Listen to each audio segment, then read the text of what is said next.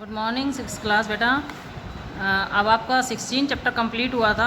हम कर रहे हैं 7 चैप्टर बेसिक ज्योमेट्रिकल आइडियाज़। इसमें आपको ज्योमेट्रिक जो हम यूज़ करते हैं लाइन, रेज, लाइन सेगमेंट, इन सब के बारे में बेसिक नॉलेज मिलेगी। ठीक है, पॉइंट क्या है, लाइन क्या है, लाइन सेगमेंट, रेज, ठीक है ना, ओपन क्लोज फिगर क्या होती है, उनमें डिफरेंस क्या है, डिफरेंट टाइप के एंगल्स, ट्रायंगल्स, क्वाड्रिलेटरल, इन सब के बारे में आपको इस चैप्टर में नॉलेज मिलेगी। ठीक है, इस चैप्टर को कंटिन्यू करने से पहले हम इसकी रिवीजन एक्सरसाइज देख लेते हैं।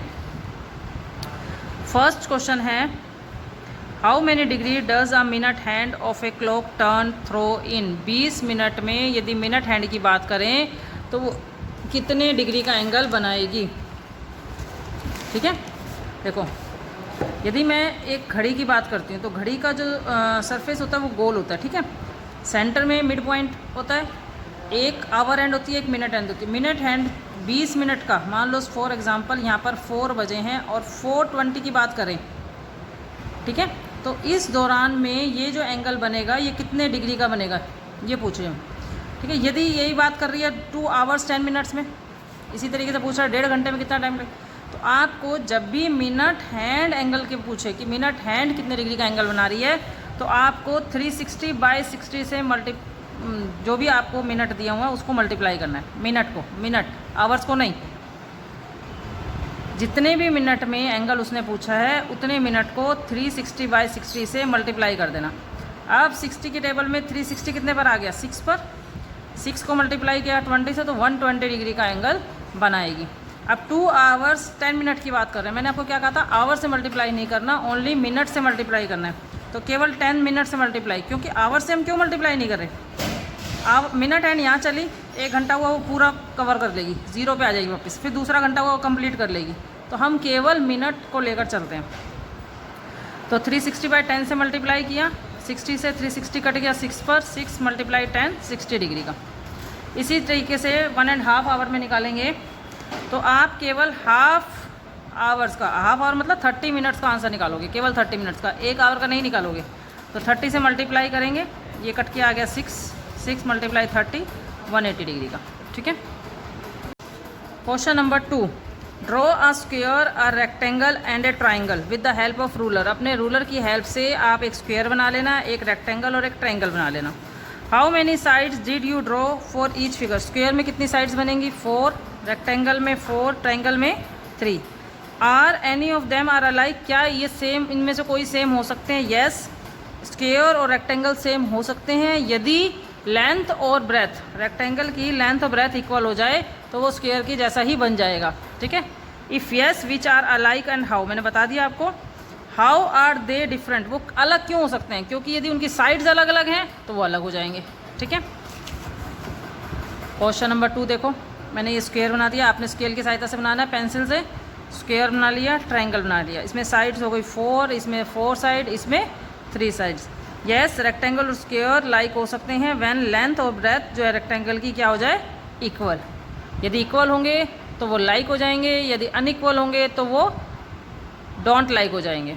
ठीक है, बेटा क्वेश्चन नंबर 3 में देखेंगे, ड्रॉ द फॉलोइंग एंगल्स। आपको ये एंगल्स बनाने हैं, ड्रॉ करने हैं। Name them by labelling their arm and vertices. उनके आर्म्स और वर्टिसेस को भी लेबल करना, उनके नाम रखने हैं। Also indicate the type of angles, और उन एंगल्स किस टाइप के हैं, एक्यूट है, ऑब्ट्यूज है, राइट एंगल क्या है, उस टाइप का भी आपको बताना है। ठीक है, देखते हैं कैसे करेंगे। बेटा आपका सबसे पहला एंगल जो दिया हुआ था वो 55 डिग्री का एंगल दिया हुआ था। देखो हमेशा आपने डी में क्या करना है, यहाँ पर आपको एक छोटा सा कट नज़र आ रहा है, ये डी का सेंटर पॉइंट है। ठीक है, ये वाली लाइन आपके डी पर ओवरलैप होनी चाहिए, नीचे वाली लाइन। देखो जो नीचे मैंने लाइन खींची है वो डी वाली लाइन को ढक रही है पूरी तरीके से। ओवरलैप का मतलब ढकना।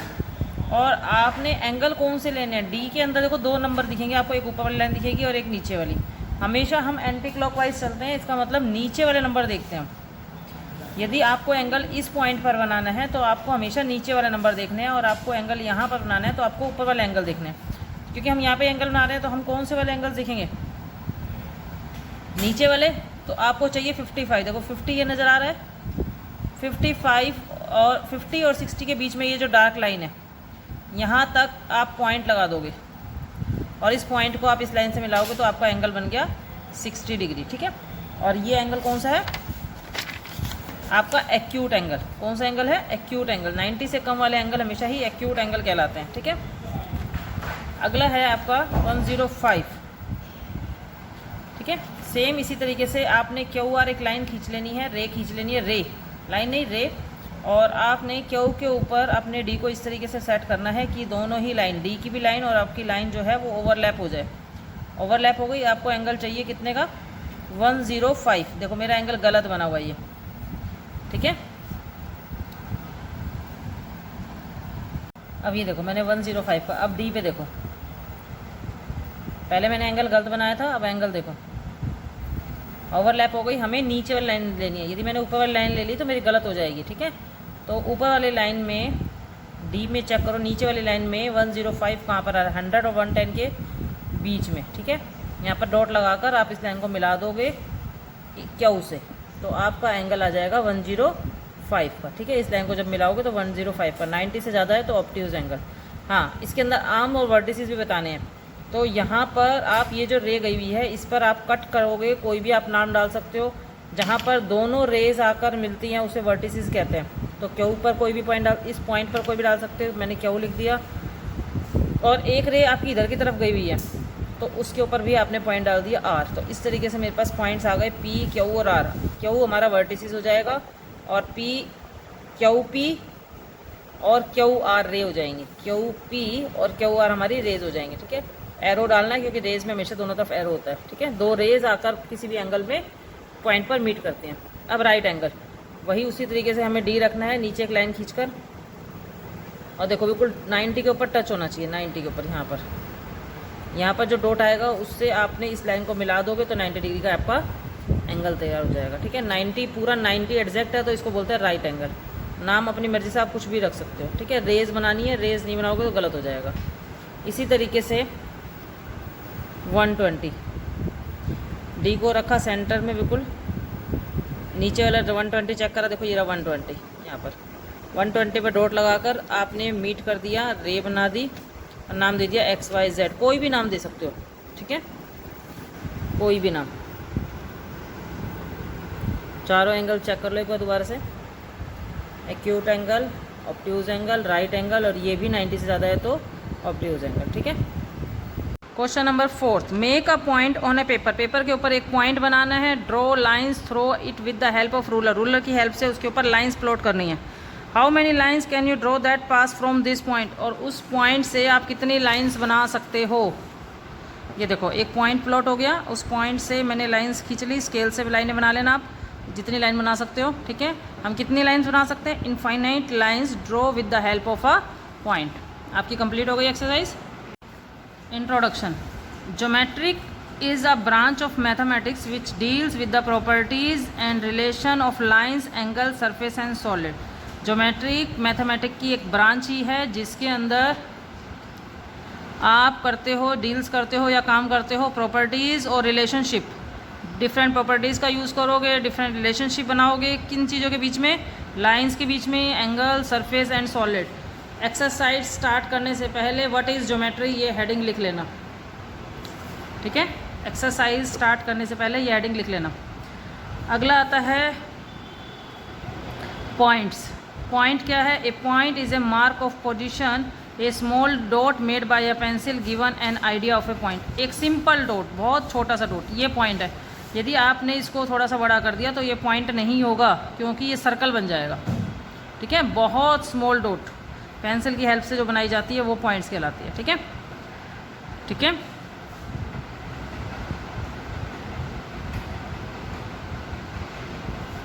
पॉइंट को हम ए से डिनोट करते हैं। लाइंस, लाइंस क्या होती है? एक स्ट्रेट होती है और इसको आप बोथ साइड एक्सटेंड कर सकते हो। एक लाइन जिसको आप बोथ साइड एक्सटेंड कर सकते हो वो लाइन कहलाएगी, ठीक है। लाइन को हमेशा कैसे लिखोगे? इसके पास दो पॉइंट्स होंगे, ठीक है, ए बी। जैसे मान लो कोई लाइन है तो आप इसको लिख सकते हो ए बी, और इसके सिर पे इस तरीके से आप एरो बनाओगे दोनों तरफ। तो लाइन को हमेशा इस तरीके से रिप्रेजेंट किया जाता है, ठीक है। ये दोनों, इसके एंड पॉइंट्स कोई नहीं होते, ये दोनों तरफ से ओपन रहती है, ठीक है। अब आता है line segment. Line segment line का ही एक पार्ट है। लाइन सेगमेंट लाइन का ही एक पॉइंट है, पार्ट है, जिसके अंदर टू फिक्स्ड पॉइंट्स होते हैं, एंड पॉइंट्स होते हैं। जैसे ये आपकी ये लाइन जा रही है ए और बी। यदि मैं लाइन की बात करूँ तो यहाँ से शुरू होगी, केवल यहाँ से लेकर यहाँ तक जहाँ पे एंड हो गई। तो आप इसको डिनोट कैसे करोगे, ए बी के सिर पर इस सिंपल लाइन लगाओगे तो इसका मतलब लाइन सेगमेंट बनाई है आपने, ठीक है। और यदि आपने एरो बनाया है तो इसका मतलब दोनों तरफ से भी ओपन है, खुली नहीं है, ठीक है। उसके बाद रे का एक एंड पॉइंट होता है, एक तरफ ओपन होती है। रे हमेशा एक डायरेक्शन में जाती है, तो इधर जाएगी या इधर जाएगी, ठीक है। इसका एक एंड पॉइंट होता है। तो हम यदि रे लिखेंगे ए बी को तो हम किस तरीके से लिखेंगे, किस तरफ ओपन है, बी की तरफ। सपोज करो ये वाली लाइन की बात कर रही हूँ, तो ये हम लिखेंगे डी सी या सॉरी सी डी, और ये सी की तरफ ओपन है, ठीक है। इसका एक एंड पॉइंट होता है और ये एक तरफ से ओपन होती है, एक एंड पॉइंट, ठीक है। और इसको एक तरफ हम कितना भी बढ़ा सकते हैं। इसकी बात कर रहे हैं, यदि हमारे पास कोई भी लाइन गिवन है तो हम उसके ऊपर अनलिमिटेड पॉइंट्स बना सकते हो। आप इनके बीच में कितने भी पॉइंट्स बना सकते हो, ठीक है। Unlimited points, unlimited number of points बना सकते हो एक लाइन के ऊपर, ठीक है। यदि हम एक लाइन की बात करें कि लाइन कैसे बनेगी, तो 2 पॉइंट्स को मिलाकर एक लाइन बनती है। यदि हमें 3 पॉइंट्स दिए हुए हैं तो एक लाइन नहीं बनेगी। यदि तीनों पॉइंट एक ही लाइन पे तब बनेगी, ठीक है। लाइन हमेशा 2 पॉइंट से होकर गुजरती है। सेकंड, यदि हमारे को कोई एक पॉइंट दिया है तो उस पॉइंट से हम इनफाइनाइट लाइंस बना सकते हैं। अभी बनाई थी ना हमने, इनफाइनाइट नंबर ऑफ लाइंस बना सकते हैं। लाइन का कोई भी एंड पॉइंट नहीं होता, रे का एक होता है और लाइन सेगमेंट के 2 एंड पॉइंट्स होते हैं। अगला है intersecting lines. Intersecting lines, 2 lines जब आपस में कट करती हैं किसी पॉइंट पर तो उसे इंटरसेक्टिंग लाइंस कहते हैं। जैसे फॉर एग्जांपल एक ये लाइन है और एक ये वाली लाइन है, ये कट कर रही है इस पॉइंट पे, तो ये इंटरसेक्टिंग लाइंस कहलाएंगी। पैरेलल लाइंस, ऐसी लाइंस जो कभी मीट नहीं करेंगी। जैसे आप अपने घर का बीम देखना, बीम देखोगे तो वो कभी भी मैच नहीं करेगा। रेल की पटरियाँ आपस में मैच नहीं करती, तो ऐसी लाइंस जो आपस में कभी भी मैच नहीं करेंगी, कट नहीं करेंगी, वो पैरेलल लाइंस कहलाएंगी। यदि हम रेक्टेंगल बनाते हैं तो रेक्टेंगल की ये वाली लाइन और ये लाइन कभी आपस में टच नहीं कर सकती, तो ये पैरेलल लाइंस कहलाएंगे, ठीक है। परपेंडिकुलर लाइंस, ऐसी 2 लाइंस जो एक दूसरे के ऊपर 90 डिग्री एल की शेप में इस तरीके से गिरती हैं, एक स्ट्रेट फिर दूसरी इस तरीके से, तो ये परपेंडिकुलर लाइंस होती हैं, 90 डिग्री पर गिरती है। राइट एंगल होना चाहिए इनके बीच में। परपेंडिकुलर लाइंस के बीच में हमेशा ही 90 डिग्री का एंगल बनता है यहाँ पर, ठीक है। इंटरसेक्टिंग लाइंस कट करती हैं, पैरेलल लाइंस कभी नहीं कट करती। परपेंडिकुलर लाइंस कट करती हैं बट 90 डिग्री पर, ठीक है। कॉन्ग्रुएंट लाइंस, कॉन्ग्रुएंट लाइंस वो लाइंस होती हैं जब 3 या 3 से ज़्यादा मिलकर लाइंस एक प्लेन पर बन जाएं। Are said to be congruent if all them pass through the same point, और तीनों की तीनों लाइंस जो हैं वो एक ही पॉइंट से होकर गुजर रही हैं तो उसे कॉन्ग्रुएंट लाइंस कहते हैं। जैसे ये पॉइंट है, इससे हमने एक लाइन गई, इसी पॉइंट से दूसरी गई, इसी से तीसरी गई, इसी पॉइंट से होकर तीनों लाइंस 3 या 3 से ज़्यादा लाइनें गुजरती है, उसे बोलते हैं कॉन्ग्रुएंट लाइंस, ठीक है। कॉलिनियर पॉइंट्स, कॉलिनियर का मतलब है एक, जब 3 या 3 से ज़्यादा पॉइंट्स जो होते हैं किसी भी प्लेन पर आप बना रहे हो बट वो सारे एक ही लाइन पर हों। आपने ये 3 पॉइंट्स बनाए, एक ही लाइन, इन तीनों पॉइंटों को मिलाकर हम एक लाइन बना रहे हैं, तो ये कॉलिनियर होंगे। सपोज करो एक पॉइंट यहाँ पर है, क्या हम तीनों को मिलाकर एक लाइन बना सकते हैं? नहीं बना सकते। तो कॉलिनियर पॉइंट्स हमेशा एक लाइन के ऊपर ही होते हैं, ठीक है। अब 7.2 एक्सरसाइज देखते हैं। See the figure and name, इनके नेम बताने हैं आपको। एक फिगर दी हुई है ये वाली, इस फिगर का यूज़ करते हुए आपको नाम बताने हैं। एक लाइन, कोई भी एक लाइन का बता सकते हो। आपकी ये वाली एक लाइन है, देखो ये तो रे है, ये भी रे है, तो ये लाइन है ई बी। लाइन के ऊपर हमेशा इस तरीके से एरो बनाना है। 6 पॉइंट्स, जो भी आपको पॉइंट्स नज़र आ रहे हैं सारे ये पॉइंट्स हैं सारे, ठीक है। इन सब के ऊपर डॉट बनानी है। 4 रेज हमेशा एक तरफ से बंद होनी चाहिए और दूसरी तरफ से ओपन। देखो यहाँ से ऊपर की तरफ गई, यहाँ से इधर बी की तरफ, पी से सी की तरफ, पी से ई की तरफ, ठीक है। जिस तरफ भी जाएगी उस तरफ का एरो खुल जाएगा। 4 लाइन सेगमेंट, लाइन सेगमेंट होता है डॉट से डॉट तक की लाइन जो होती है। जैसे ई से डी तक 1, डी से पी तक 2, पी से ए तक 3, पी से बी तक 4, पी से सी तक 5, ठीक है ना। फिर ई से पी तक भी बना सकते हो 6। तो आपको 5 ही लाइन सेगमेंट लिखनी है और लाइन सेगमेंट के ऊपर सिर्फ सीधी लाइन खींचनी है, ठीक है। अगला क्वेश्चन है answer the questions based on a given figure. इस गिवन फिगर का यूज़ करते हुए आपको आंसर्स देने हैं। Name 2 rays that start from point A से स्टार्ट होनी चाहिए रेज। ए से जी की तरफ जा रहे हो, ए से एफ की तरफ भी जा रहे हो, ए से डी की तरफ भी जा रहे हो, तो कोई से भी आप 2 नाम लिख सकते हो। Name all the line segment concurrent at point E, E का पॉइंट का यूज़ करते हुए जो लाइंस बनेंगी वो कहलानी है। ई से कौन सी लाइन बन रही है? जी ई बी बन रही है। ई से ए ई बी बन रही है। ई से ई बी भी बन रही है। ई डी भी बन रही है। तो आपने यहाँ पे लिख देना 5 लाइंस के नाम, ठीक है। Name 2 set of collinear points. Collinear मतलब एक लाइन के अंदर 3 या 3 से ज़्यादा पॉइंट्स आने चाहिए। तो ऐसी लाइन ढूंढनी जिसमें 3 से ज़्यादा पॉइंट्स हो। तो यदि मैं ए एफ लाइन की बात करती हूँ तो ए बी है, ई बी है और एफ बी है, 3 पॉइंट्स आ गए। यदि मैं नीचे बेस वाली लाइन की बात करती हूँ तो ए बी है, बी बी है, डी बी है। तो ये कॉलिनियर पॉइंट्स हो गए, ठीक है। नेम, अगला क्वेश्चन है name 8 rays in the given figure. 8 ray बतानी है जो एक तरफ से ओपन हो और एक तरफ से बंद हो। डॉट से स्टार्ट करना है, एरो तक जाना है। ए से स्टार्ट किया ई तक, ठीक है। बी से स्टार्ट किया ई तक, सी से स्टार्ट किया ई तक, डी से स्टार्ट किया ई तक, ख़त्म। अब रिवर्स हो जाओ, ई से स्टार्ट करो ए तक, ई से स्टार्ट करो बी तक, ई से स्टार्ट करो बी तक,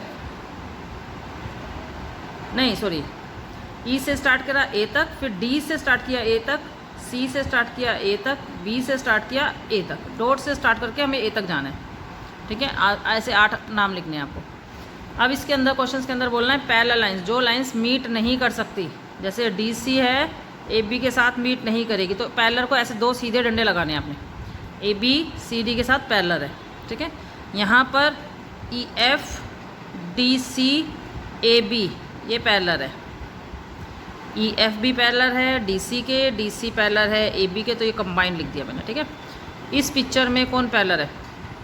ये वाली लाइन इस लाइन के पैरेलल है, ठीक है। और भी पैरेलल बन रही है, ये वाली लाइन इस लाइन के पैरेलल है।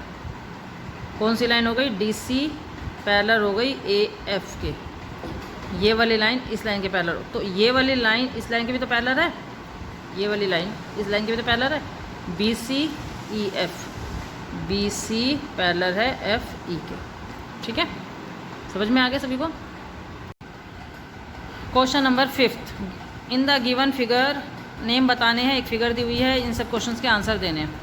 पहला क्वेश्चन है 4 pair of intersecting lines. Intersecting मतलब ऐसी 2 लाइंस बतानी है जो कट कर रही हैं। देखो ये वाली लाइन, ये जो जी एच लाइन है इसको कट कर रहा है ये वाली लाइन एच बी भी कट कर रही है और सी डी भी कट कर रही है। तो हम एच जी के साथ सी डी ले लेंगे, एच जी के साथ सी डी ले लिया मैंने, ठीक है। और एच जी के साथ हम ए बी भी तो ले सकते हैं, ए बी भी तो कट कर रही है, ये ए बी भी ले ली, एच जी के साथ ए बी भी ले ली। अब इधर देख लो, इस पॉइंट पे कौन कौन सी लाइन कट कर रही हैं? सी डी कट कर रही है एफ ई के साथ, ए बी कट कर रही है एफ ई के साथ, ठीक है। 4 कोलिनियर पॉइंट्स, कोलिनियर मतलब एक लाइन के ऊपर सारे पॉइंट्स आने चाहिए, चारों के चारों। सी एच एफ डी चारों पॉइंट आ गए, ए जी ई बी, ठीक है। 3 नॉन कोलिनियर पॉइंट्स, ऐसे पॉइंट्स जो एक लाइन पर नहीं आते, ठीक है। एच ले लो, कोई भी 3 पॉइंट्स ले लो जो आपस में एक लाइन ना बनाए। एच ले लिया, ए ले लिया और एफ ले लिया, इन सब से मिलकर एक लाइन नहीं बनेगी ना। 3 non current lines, 3 non current lines का मतलब जो एक ही पॉइंट से होकर गुजरे। सी डी इस पॉइंट से होकर जा रही है, एच जी एच ई भी जा रही है और एच एफ भी जा रही है इस पॉइंट से, ठीक है ना। तीनों इस वाले पॉइंट से होकर जा रही हैं। सी डी भी जा रही है, एच ई भी जा रही है, एच एफ भी जा रही है और एच जी भी जा रही है, ठीक है। 3 lines whose point intersection is H, H पर इंटरसेक्शन होना चाहिए, एच पॉइंट पर इंटरसेक्शन। सी डी लाइन का भी हो रहा है, एच जी का भी हो रहा है, एच एफ का भी हो रहा है, ई का भी हो रहा है, एच एफ का भी हो रहा है। 3 लिख देना कोई भी, ठीक है। अगला question, how many lines can be made pass through 1 point. एक पॉइंट है उससे कितनी लाइन बना सकते हो? इनफाइनाइट लाइन बना सकते हैं, बहुत सारी मैंने बताया था आपको। एक पॉइंट से कितनी भी लाइन बना सकते हो। 2 पॉइंट दिए हुए हैं तो उससे केवल और केवल एक ही लाइन खींचेगी, ठीक है। Mark 4 point P Q R S such that no 3 of them lies on same line. Same line पर नहीं है, मतलब हमने इस तरीके से पॉइंट्स बना लिए कि सेम लाइन पर नहीं है। Draw lines through the point taken two at a time. आप 2 पॉइंट्स एक बारी में ले सकते हो। Answer the following questions. How many lines can you draw. देखो मैं यदि पी क्यू को मिलाती हूँ 1, इसको मिलाऊंगी 2, फिर 3, फिर 4, इसको भी तो मिला सकती हूँ 5, 6, तो टोटल 6 लाइन्स मैं ड्रॉ कर सकती हूँ। Name the lines congruent at each of the points. देखो हर एक की फिगर अलग अलग बनेगी, हर एक के कॉन्ग्रेंट पॉइंट्स अलग अलग बनेंगे। एक पॉइंट्स, इस पॉइंट्स का यूज़ करती हूँ तो कितनी पिक्चर बना सकती हूँ, ये भी बना सकती हूँ, यहाँ पर भी जा सकती हूँ, यहाँ पर तो 3 हो गए ना। मैंने अपनी पिक्चर के हिसाब से मैंने 3 कॉन्ग्रेंट पॉइंट बता दिए हैं, 3 लाइन्स बना सकते हैं। How many lines you can draw if you take 3 points at a time. 3 points आप लेते हो एक बारी में, आप 3 पॉइंट कोई भी ले लो, तो कोई पिक्चर बना सकते हो? नहीं बना सकते, क्योंकि तीनों पॉइंट्स कॉलिनियर नहीं है। कॉलिनियर का मतलब एक ही लाइन पर नहीं आते, ठीक है। Draw a rough figure and label suitable in each of the following case. आपने एक रफ पिक्चर बनानी है, ठीक है। पॉइंट पी लाइज करता है ए बी के ऊपर, ए बी एक लाइन बना ली और उसके ऊपर कहीं पे भी पी दिखा दिया, ठीक है। X Y intersect at O, X Y ये वाली लाइन हो गई और पी क्यू ये वाली लाइन हो गई, ये इंटरसेक्ट कर रही है ओ पर, तो बीच में ओ दिखा दिया कहीं पर, ठीक है। Line L contain R and S but not T. L line है कोई, ठीक है, उसके ऊपर आर और एस तो है बट टी नहीं है, टी बार कर दिया। M P and M Q, M और एम सेम आ रहा है तो सेम पॉइंट से क्यू जा रहा है और सेम पॉइंट से पी जा रहा है, ठीक है। एम कॉमन पॉइंट हो गया यहाँ पर। बेटा आपकी 2 एक्सरसाइज कंप्लीट हो गई है, 7.1 और 2। आपको ये दोनों एक्सरसाइज बुक में ही करनी है, नोटबुक में नहीं करनी है। सिर्फ नोटबुक में कौन से क्वेश्चन करने हैं आपको? ये वाले क्वेश्चंस, ठीक है। ये वाली एक्सरसाइज 7.1 आपको एक्सरसाइज बुक में करनी है, 7.2 एक्सरसाइज आपको टोटल बुक में करनी है, ठीक है। और बहुत ध्यान से करना, स्मार्टली तरीके से करना, पेंसिल और स्केल का यूज़ करके करना 7.2 एक्सरसाइज, क्योंकि यदि जरा सी भी फिगर गलत होती है, जरा सी भी नाम गलत होते हैं, आपको पूरा क्वेश्चन गलत हो जाएगा, ठीक है। 7.2 एक्सरसाइज बहुत ही ध्यान से साफ करना, इसीलिए मैं बुक में करा रही हूँ कि आपको क्वेश्चन उतारने में आप कोई गड़बड़ नहीं करोगे, ठीक है। और अपना काम 12 बजे से पहले करके आप मुझे सेंड कर दोगे, ठीक है। Thank you, have a nice day.